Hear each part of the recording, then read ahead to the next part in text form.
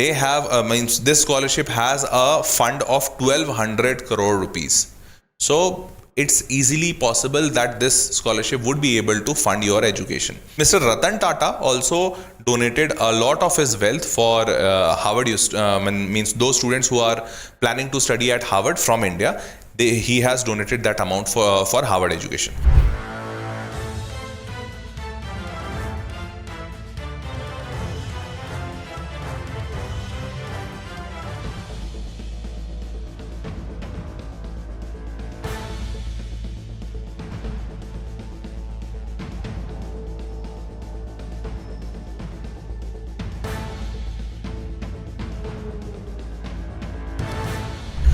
Namaskar, Adab, Shastrikal aur Khushamdeed. Very, very good evening to all of you people. This is your Master DJ Harshvyam who is going to talk about a topic which you really want to hear. But most of the people actually believe that this is not possible. But let me tell you, whatever is written here on the thumbnail, it's 100% true. And this is actually possible. In fact, a lot of people have already done that they have studied at prestigious college, the Harvard University, and that too absolutely free of cost.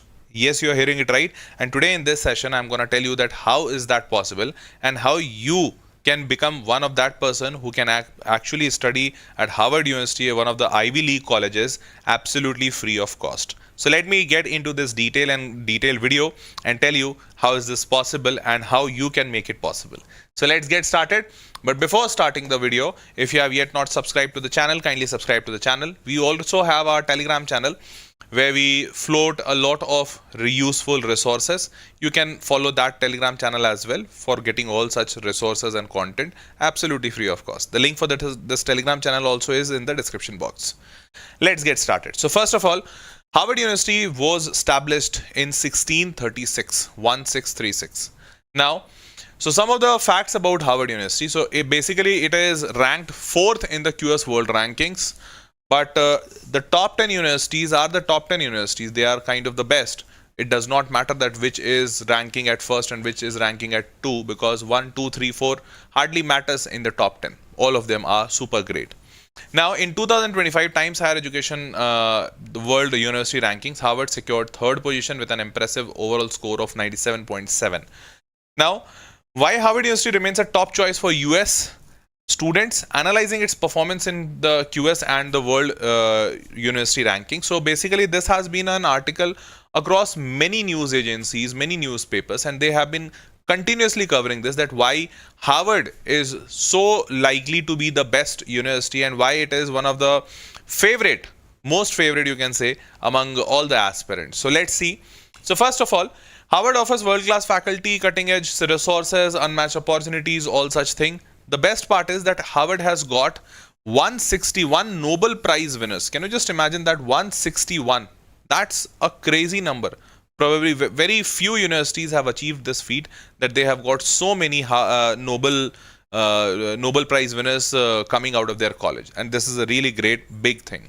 Next is Harvard University is a private Ivy League research university, Cambridge, Massachusetts, United States. So it's basically in this Massachusetts state, and this state is a very developed state, and it has got a lot of good universities, and it is known for rich culture and heritage of research-based studies. That's why Harvard is also one of that kind, and hence it has got its place. Now, so notable alumni of Harvard University: Mark Zuckerberg, the co-founder of Facebook, Natalie Portman, Matt Damon, Tom Lee Jones, and then Rashida Jones, Bill Gates, John Lithgow, even Mr. Ratan Tata, he had been to Harvard. So you can just imagine that how great this university would be. Now, moving forward, so let's talk about the cost of living of Harvard University. So the tuitions in Harvard University cost somewhere around 56,550 US dollars. Converted to Indian rupees, it costs somewhere around 49 lakh rupees.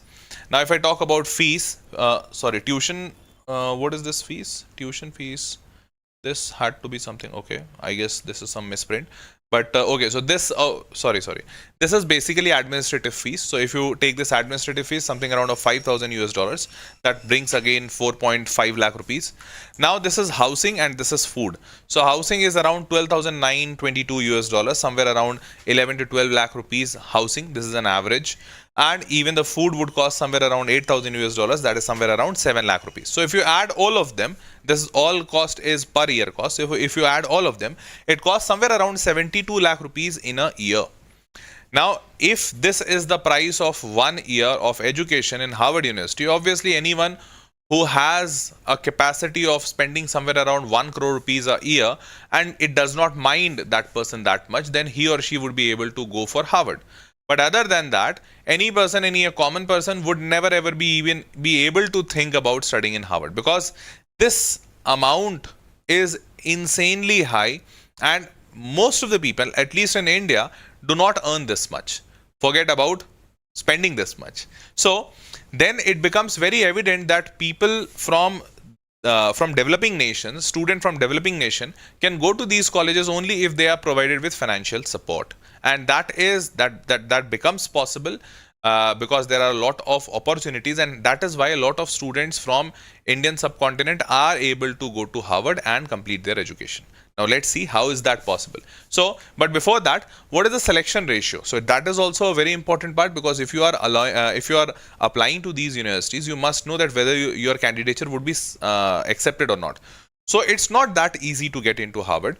So basically, there are three type of applications, and the data is provided by the Harvard University in this three format. First is in-state admission. In-state means those students who are residing in Massachusetts state. So just like in India we have almost 29 to 30 states. I don't know the exact number, but those many states we have. Similarly, those states are there in United States as well. So there is a state called Massachusetts. In that Massachusetts, altogether 3,083 students applied, out of which 241 got selected. The selection percentage lies at somewhere 7.8%. Now, out of state means students out of Massachusetts but a citizen of United States.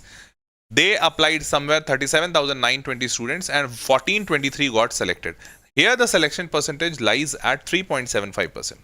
Now if I talk about international applicants, altogether 15,934 international applicants applied, 300 got selected, and the selection percentage lies at 1.8. So you would be very easily be able to understand. And total first time first year degree seeking enrolled, theek hai. So here you would be very easily be able to understand that it's not that easy to get into Harvard, because roughly 2% of the students are able to make it to Harvard. So out of 100, only 2 students would get a chance to be in Harvard. Okay, or precisely if I speak, out of 1,000 students, only 18 students would get the chance to get into Harvard. So with this picture, you can very well understand that it's obviously not easy to get into there. So first, foremost thing is that you should be able to get into Harvard. How would you do that? If you are able to complete that, or if you are able to get a acceptance letter or an offer letter from Harvard, then the second round comes, that how you would be able to make it free. So before getting into that part, that how would you make it free, first get into this part, that how would you get into Harvard. So complete secondary school is required. Harvard required SAT and ACT scores, but allows alternatives like AP, IB, CGSE, A-level or national leaving examination results in exceptional cases where test access is limited. So there are a lot of countries where student cannot appear for SAT examination or ACT examination because that country does not have infrastructure or probably no centers of SAT or ACT, something of that sort. So in that scenario, Harvard allows for an entrance level like AP, IB and GCSE, through which Harvard will take the admission. Next is English language proficiency is mandatory like IELTS and TOEFL, so that is very much required. So now, apart from this, so obviously I'm assuming that in India we have a very wide network of SAT and ACT networks, so a student would be able to apply for SAT examination. He appears or she appears for SAT examination, clears that. Thereafter he or she appears for IELTS and TOEFL, clears that. That's great. Now comes that what else is required. So there are a lot of academic and non-academic angles that needs to be investigated before getting admitted to these colleges, and that what these universities do. So basically in academics, they consider your secondary school record, that is considered, but they don't consider that what class rank did you get. So a lot of students do have this prized possession that I always stood first in my class, but that is not generally considered in Harvard academic transcript. So they don't consider this. Next is academic grade point like GPA or CGPA, which you say. Recommendations. So this is what they consider a lot. Recommendations given by your teachers, some of the notable members who have been knowing you, what recommendation they are giving about you, that is very much considered. Standardized test scores in the SAT and ACT scores, and then application essay. This is again a very important part. So these two parts are very important. Essay actually tells the evaluator that which type of person you are and whether you are a fit for that university or not. So application essay is a very important part. Next comes in non-academic. In non-academic, they take an interview, which is not always mandatory, but if they are taking an interview, that is considered. Next is extracurricular activities. So here again, this is a very important part. Let me tell you, if you are a person who have been a sports person, or probably you have represented your school or your district or your state at a larger level, they would really appreciate it, and this is actually taken into consideration. It gives a lot of points to you. So if you are a sports person, or if you have done anything which shows your leadership skills, your working in team skills, those things are considered very, very strongly. Okay. Now moving forward, talent or ability, like whether you are able to swim well, you are able to play something, whether you are able to do something extraordinary, co-curricular activities, those things are taken into consideration. Character and personal qualities are considered. First generation again is a very important part, because so in Harvard what happens that they do see that whether you are coming to Harvard and whether you are the first person of your entire generation to come to Harvard, or whether there have been someone in your family like your father, your mother, your brother, or anyone who has already came to Harvard. So if you are a first generation comer, it actually makes a huge impact. Okay. Next is alumni and relation. So if anyone is who has already gone to Harvard and is referring you, it makes a lot of difference. It actually creates an impact, okay, on your application. So if you find someone who can actually recommend you, that's great. Next is geographical residence. So geographical residence is also considered. State of residency does not matter. Religious affiliation does not matter.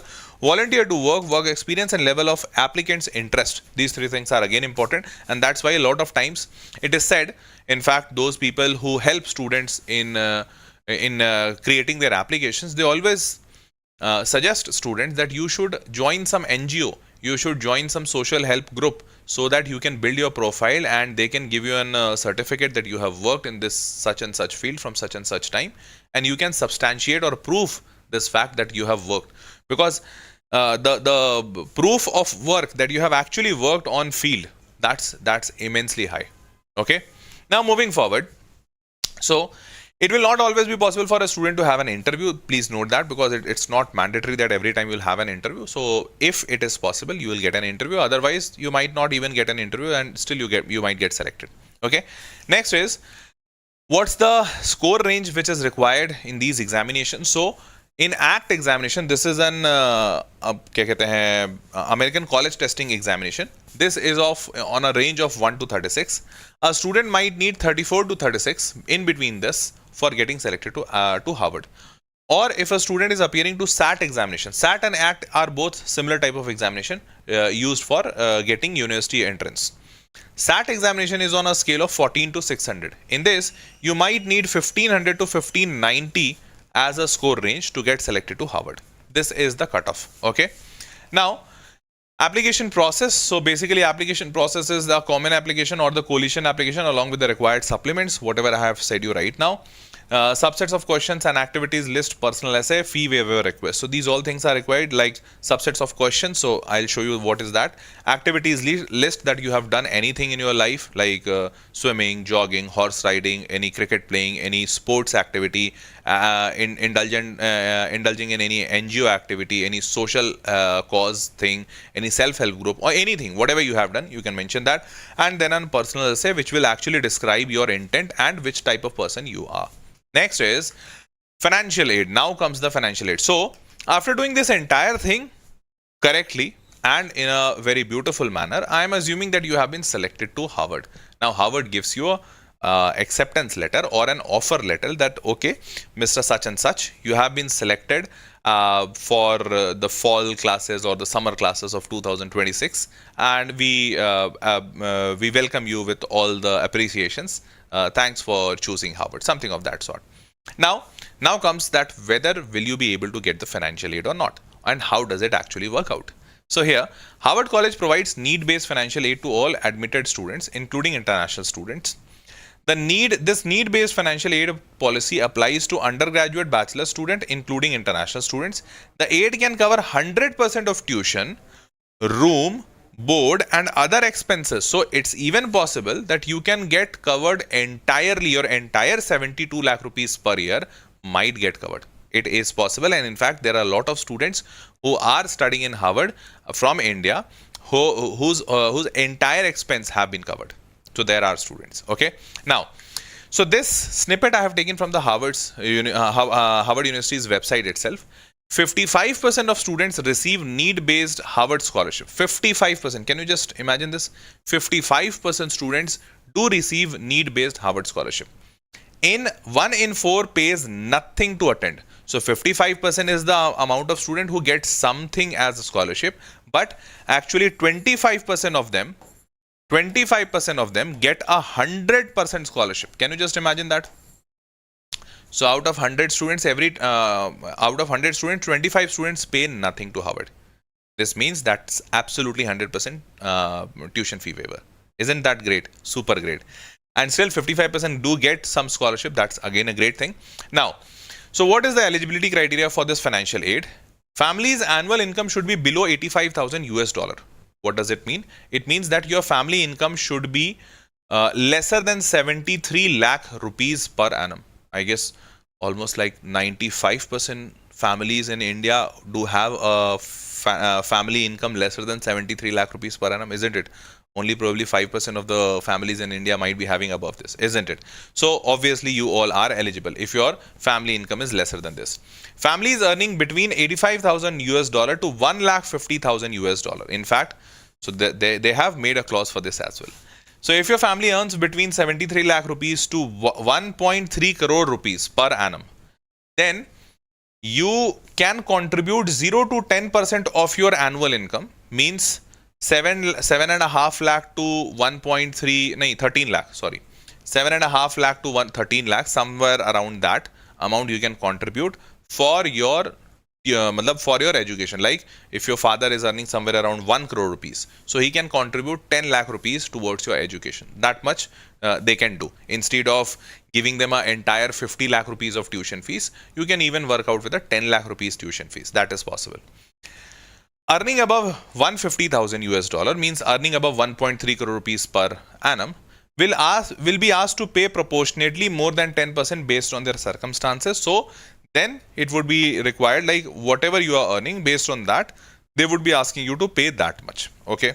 Next is families who have significant assets will be asked to pay more, but have home equity and retirement assets are not considered in our assessment of financial need. So basically what they do, they consider your entire financial statement, and that too of your family.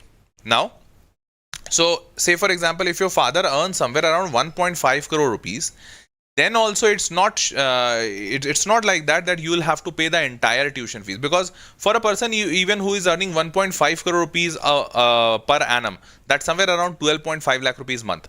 For that person, 12.5 lakh rupees month or 1.5 crore in a year, paying 50 lakh rupees as a tuition fees would be very high. And if you include all the expenses, that would make somewhere around 75 lakh rupees. So paying a 50%, and that too in a 1.5 crore rupees per annum salary package, you would be getting somewhere around 90 lakh rupees in hand. Rest would be the taxes. So if your father is earning 90 lakh rupees per annum, and you would be asking 75 lakh rupees for your tuition fees or for your study expenses, how much will he be saving and how much he will be using or utilizing for running the family? So hence, they don't ask you for entire fees. They would be asking you in proportion to your earning. So you'll have to show the earning documents, and then they will give you the financial aid. Financial aid is the same for all students regardless the nationality. So it does not depend that whether you come from United States of America or Canada or Mexico. It does not matter. Next is all students, including international applicants, must submit the CSS profile. So this is basically your candidature profile. You'll have to submit that. Harvard requires tax and financial documents to be submitted through the College Board IDOC service after completing the CSS profile. So you need to submit those taxation details and all such papers. Required documents include parents and students 2024 tax returns, business documents, and trust or state documents with translations if needed. So you need to provide your entire income tax details, income tax statements, that how much your family is earning, your father is earning, your mother is earning, you are earning. You need to give all such details to them, and after that they will analyze your profile, and if you are eligible, they will give you the scholarship. Now moving forward, so other scholarships. So till here it was about Harvard. So Harvard itself does a lot of things to make sure that if a student has got an offer, he or she should be able to study to, he or she should be able to get a chance to study at Harvard. And because of the hardship of finances, any student should not be denied admission to Harvard. This is what they are trying through this all information we have come to know. But that's not all. So this is the Harvard try, means Harvard is actually trying to do this. But there are a lot of other scholarships also available with which you can actually study at Harvard. So few of them being like the Faculty of Arts and Science Scholarship Program includes more than 2,000 individual endowment and gifts and gift funds established by generous alumni and donors, including a transformational $150 million. So in case if you don't know how much is $150 million, so $1 million is 8 crore rupees. So 8 crore into 150, that would be 800 and then 1200 crore rupees. So your fees is around 75 lakh, even if I take 1 crore rupees. So your fees is 1 year 1 crore rupees. They have means this scholarship has a fund of 1200 crore rupees. So it's easily possible that this scholarship would be able to fund your education. From Ken Griffin, 89, we report. So Ken Griffin is a businessman, and he had donated this amount to Harvard, 150 million US dollars for students' education. Similarly, Mr. Ratan Tata also donated a lot of his wealth for Harvard. Means those students who are planning to study at Harvard from India. He has donated that amount for Harvard education. So $50 million to Harvard, rupees $950 million to IIT Bombay. So Ratan Tata's generous donation to support research. So there are a lot of other scholarships also available. Means what I'm trying to say, if you get selected to Harvard, which is a tough deal. So if you get selected to Harvard, after getting selected, funding your education probably would not be that big deal. It would still be possible because Harvard itself is making a lot of arrangements and trying really hard that students should be able to study. And apart from Harvard, there are other generous people also who would be supporting you in your education. That's very much evident from these snippets. Now moving forward, so there are subset questions. Harvard writing supplement consists of 5 required short answer questions, each with 150 word limit. So you need to write it down. Then Harvard has long, so these type of questions would be asked from you. So I have given all those 5 questions. One of them being, Harvard has long recognized the importance of enrolling a diverse student body. How will the life experiences that shape who you are today enable you to contribute to Harvard? So these type of questions would be asked, and you will have to answer them in 150 words. And basically answering these questions would allow the evaluator to judge or to assess that which type of personality you are and whether you are in sync with Harvard's mindset, the moral values which they are holding, whether you are in sync with that or not. And thereafter they would be offering you for the next round, that yes, you are eligible for the next round or not, based on these questions answers. So you need to answer them and then give it to them. So this is a subset question. So I'm telling you this, that how you have to get into Harvard, because this subset question is the first part. Next is that then you need to tell them about your activities also. So this is the entire complete performa where you need to fill that which type of activity you have done, in which type of activity you have been good, which type of prizes you have got. So these all things you need to fill out here. Next is application process. So application process needs subsets of question, activities list, which I showed you in the back, and then personal essay, which you need to write it down, which is called as statement of purpose, SOP. Okay. School report, that all your school results and all such thing, they need to get verified, and that is called as final school report, or you can say academic transcript. And then high school transcript, teacher recommendations is very important. 2 different academic subject teacher needs to recommend you. Middle year school report after your first semester grades. Okay. Now, I'm an international student and my academic year is different. Do I still need to submit my mid-year report? That has been a frequently asked question on Harvard's website. To that point, if your school does not issue official or predicted mid-year grades for your final year of school, then you do not need to submit the mid-year report form, although the item may remain on your checklist. Okay, so this will remain on your checklist, but if your school is not providing that, do not get worried for that. Next is application fees for applying to Harvard is around $85, which is 7,366. But here also they give you a fee waiver. So this means that Harvard is even trying that if there is anyone who is not even able to afford 7,000 rupees, forget about 72 lakh. If a student is not even able to afford 7,366 rupees, he or she can even apply for a fee waiver for this application form as well. And we would be happy waiving it off for that student or for that person whosoever is applying if he or she meets the criteria. So this actually shows that, okay, they are kind of ready that yes, if you are a talented person, we are ready to welcome you. You don't need to worry about finances. We will give you all the best possible help that we can give, and we will let you inside the college. Okay, isn't that great? Now, moving forward, let's keep in mind the deadlines, because these deadlines are very important. The first deadline is November 1st. November 1st is restrictive early action. So if you are applying before November 1st, that's called as early action, and you would get plenty of time to actually rectify. They will give you communication. So that entire process will have time. So November 1st is restrictive early action deadline. Notified mid-December. By mid-December, you will get notified that whether you are getting into the college or not. And then January 1st is regular decision, where you will get the decision by the end of March.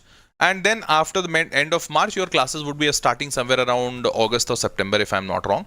So this is a regular decision, and this is an early decision. Fine. I hope you understood. I tried helping you as much as I can, but still, if there would be some points which I would not have been able to cover, so you can very freely reach out to me or to my team for getting that help or getting that counseling or getting that information for that matter.